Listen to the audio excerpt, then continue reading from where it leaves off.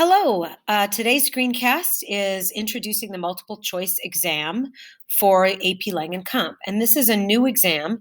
And honestly, it's in the form that you're about to get it in spring of 2021. It has never been given because last spring, COVID-19 hit and kids didn't take the multiple choice version. So this is brand new. No one has taken this before because it always used to be a different way. So I'm going to talk to you a little bit about the new AP Lang and Comp exam and what that looks like. So what the multiple choice section looks like is this. There are 5 to 7 different passages or 5 different passages and 7 to 12 different questions per passage. And it kind of depends on whether it's a reading passage or a writing passage. There are fewer questions on the writing passages than there are on the reading passages. So total of 45 questions. Between 23 and 25 are considered reading questions, and 20 and 22 are writing questions. So it's weighed a little heavier on the reading side than it is on the writing side, but just a little. You'll have 60 minutes to take the exam, which equals to about 12 minutes per passage, which includes reading and answering the questions. Probably the reading passages will take you a little bit longer to read and answer the questions for than the writing ones. Usually the reading ones come first in the multiple choice exam, and then you'll get to the writing ones. In the reading section, there will be at least one passage written before the 19th century, and those tend to be a little bit more difficult. There's usually not very much information given about the passage. It'll say like, this is an example of a passage excerpted from a textbook from the 19th century, and then they'll give you it. They really don't tell you like who the speaker is sometimes. Usually they don't tell you like even maybe when it was written. So you just go right into the reading. It represents 45% of your overall AP score. The other 55% is from your free response questions, the 3 essays that you'll be writing. Okay, so I'm not going to go over all of these, but these are the reading skills that the entire exam kind of tests. You'll see if you look down the line here that there are a lot of different skills that even in the first few weeks of the school we've already covered, like the rhetorical situation, exigence, audience, writer, purpose, context, and message. We've discussed that, and you're starting to work on doing that within your rhetorical analysis. We've also talked about understanding the audience of the piece, what they believe, value, or need. And we've also talked about claims and evidence, as well as an overarching thesis of an argument. So a lot of these things we've already discussed. We'll continue to discuss more throughout the year. These are the big picture writing skills. So most of these will be judged based on your writing ability within the timed rights themselves, but the multiple choice section will also check this to see if you can edit a piece of writing in order to make it better given certain multiple choice options. And that's kind of what the writing side is. Okay, so some advice for you for doing this.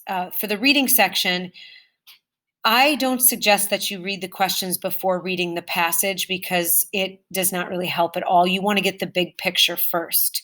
So just like when you read rhetorical analysis passages to write rhetorical analysis timed right, you want to look for the big picture. What is the author's purpose, goal, tone, point of view, and take notes as you read. So think about subject, audience, and purpose, the rhetorical triangle, to help you find all of that information. Other tips. This exam was set up when it was first written, back in the early 2000s, this type of exam was set up so that different answers were closer to correct than others, which means that some answers are really off, in which case you can use process of elimination to make educated guesses on some of those questions. If they are detailed questions that ask you to refer to a specific sentence, paragraph, or section, always go back to the passage and reread that section or question and read the sentences before or after it so that you can get some context for that. I suggest a 2-pass system for all multiple choice exams. So reading the passage for the big picture, go through and answer all of the easy questions first, meaning don't get caught up too much on the hard questions because the questions are ranked as difficult, easy, and medium. So some questions are going to be more difficult than others. Some are going to be very easy. This is the same, by the way, as the SAT. If you find yourself thinking, oh man, that's a really hard question, I don't know the answer to it, circle it and come back to it later. When you can't use process of elimination, circle those questions or make a note in your test booklet that you're going to come back and answer that later, and check your watch before going back to answer the hard questions.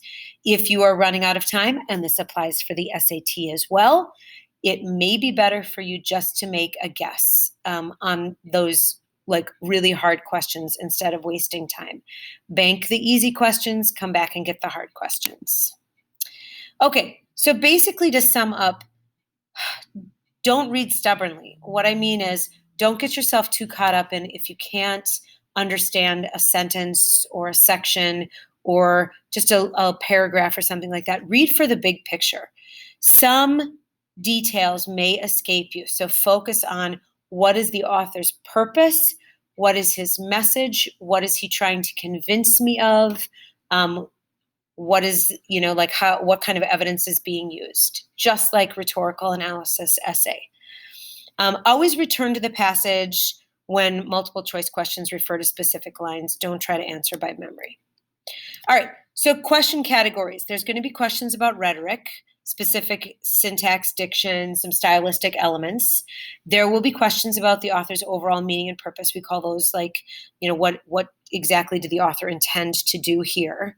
There's questions about the main idea, which is the big picture, or questions about what is the author's tone toward his subject matter. There will be some questions about organization and structure of the piece, and there might be some questions about rhetorical modes, narration, description, argument, and exposition, which we've talked about already. Then finally, there's the writing questions, which are all questions to think like a writer or an editor. So giving suggestions to someone about how to improve their work. Okay, so just to give you an example of what some of these questions look like, and you will see a lot of those as we are working on doing some of the practice multiple choice on AP Classroom. So reading questions, which of the following best describes the author's, and then they'll insert exigence, purpose, main idea, those words basically to try to figure out what it is, right?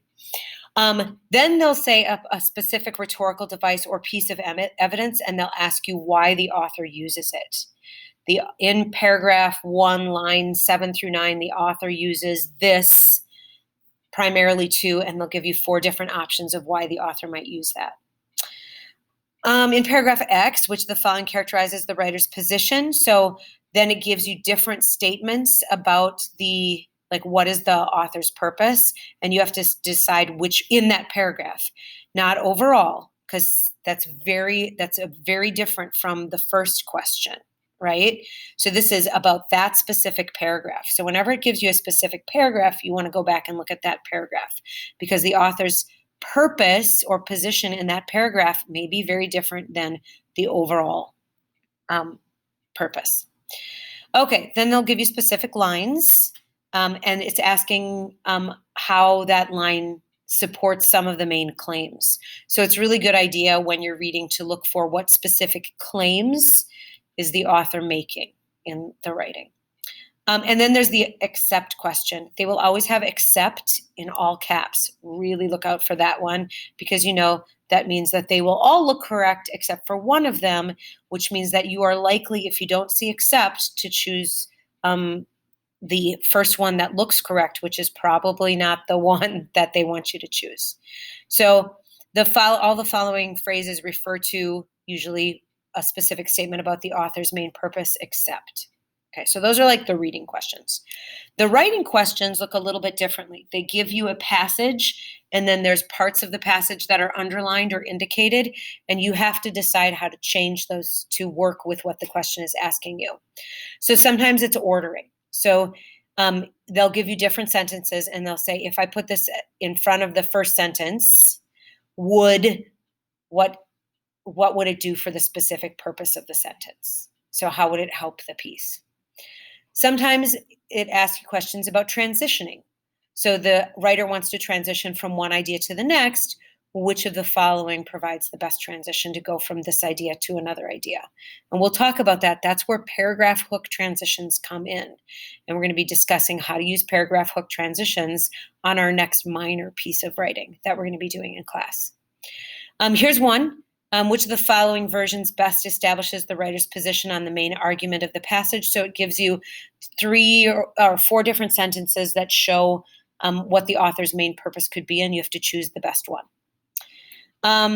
So it gives you then some different strategies or evidence that will achieve some specific effect. So the author wants to provide an alternative viewpoint for his idea.